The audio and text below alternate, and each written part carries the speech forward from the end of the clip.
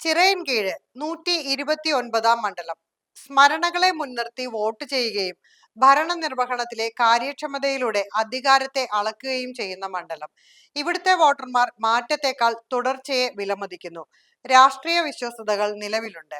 നേതാക്കൾ എപ്പോഴും ജനങ്ങൾക്കൊപ്പം ഉണ്ടാവണമെന്നതാണ് ചിറയൻകീഴിലെ രീതി.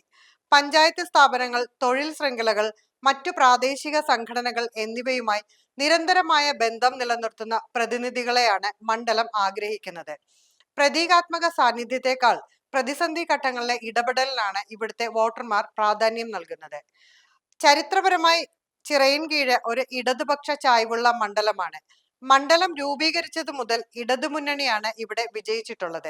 CPIയുടെ വി ശശി ഹാട്രിക് വിജയം നേടിയ മണ്ഡലം. എന്നാൽ LDF പുതിയ സ്ഥാനാർത്ഥിയെ കണ്ടെത്തിയതും UDF രമ്യ ഹരിദാസിനെ മത്സരിപ്പിക്കുന്നതും BJP സർപ്രൈസ് സ്ഥാനാർത്ഥിയെ ഇറക്കിയതും ഇത്തവണ ചിറയൻകീഴിലെ മത്സരം കടുപ്പിക്കുന്നു.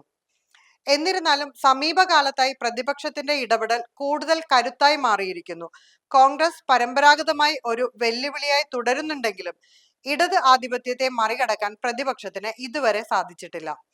2011 ഇന്റർനാഷണൽ കോൺഗ്രസിലെ K വിദ്യാധരനെതിരെ 12,225 വോട്ടുകളുടെ ഭൂരിപക്ഷത്തിൽ CPIയുടെ വി ശശി വിജയിച്ചു.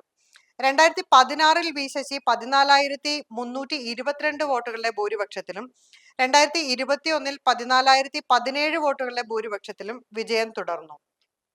2021 കോൺഗ്രസ് സ്ഥാനാർത്ഥി BS അനൂപായിരുന്നു പ്രധാന എതിരാളി. വി ശശി 62,634 BS അനൂപ് 48,617 വോട്ടുകളാണ് അന്ന് യഥാക്രമം നേടിയത്.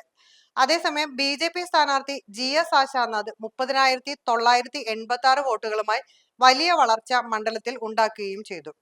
2016 ഇവിടെ BJP സ്ഥാനാർത്ഥി PP വാവയ്ക്ക് 19,478 വോട്ടുകൾ മാത്രം ലഭിച്ച സ്ഥാനത്താണ് 2021 ആശാനാഥ് ഈ കുതിപ്പുണ്ടാക്കിയത്. തുടർച്ചയായി 3 വട്ടം MLA ആയ വി ശശിക്ക് പകരം മനോജ് B എടമനെയാണ് ഇക്കുറി CPI LDFും ചിറയൻകീഴിൽ സ്ഥാനാർത്ഥിയാക്കിയിരിക്കുന്നത്. എന്നാൽ മറ്റൊരു ജില്ലയിൽ നിന്നുള്ള രമ്യയുടെ സ്ഥാനാർത്ഥിത്വത്തിനെതിരെ പ്രാദേശിക എതിർപ്പുകൾ ഉയർന്നത് കോൺഗ്രസിനെ വെട്ടിലാക്കി. ആലത്തൂർ മുൻ MP ആയിരുന്ന രമ്യ ഹരിദാസിനെ സ്ഥാനാർത്ഥിയാക്കിയതിനെതിരെ ഇവിടെ പ്രവർത്തകർ കോലം കത്തിച്ചിരുന്നു.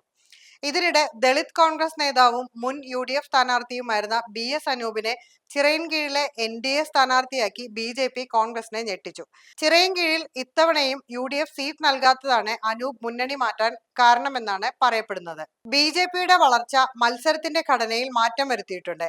പ്രത്യേക സാമൂഹിക വിഭാഗങ്ങളിൽ നിന്ന് പിന്തുണ നേടുന്നത് പ്രതിപക്ഷ സമവാക്യങ്ങളെ പുനർരൂപകൽപ്പന ചെയ്യുന്നുണ്ട്. എന്നിരുന്നാലും പ്രധാന മത്സരം ഇടതുപക്ഷവും കോൺഗ്രസും തമ്മിൽ തന്നെയാണ്. സംഘടനാ അച്ചടക്കവും നിരന്തരമായ പൗര ഇടപെടലും സംയോജിപ്പിക്കുന്ന നേതാക്കളെ ചിറയൻകീഴ് ഏറ്റെടുക്കുന്നു.